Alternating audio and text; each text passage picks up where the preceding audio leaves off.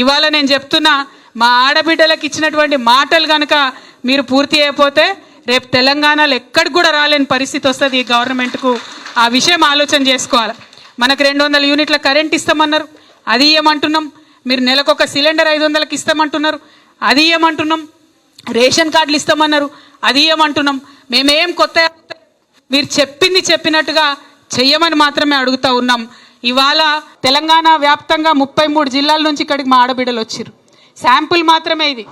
మార్చి 8 నాడు సినిమా అసలు ఉంటుంది.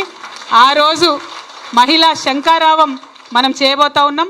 బూటకపు మాటలు చెప్పి మహిళలతో ఓట్లు వేయించుకొని మహిళలకు 14 నెలలు అయిన తర్వాత కూడా ఒక్క రివ్యూ మీటింగ్ పెట్టలేదు.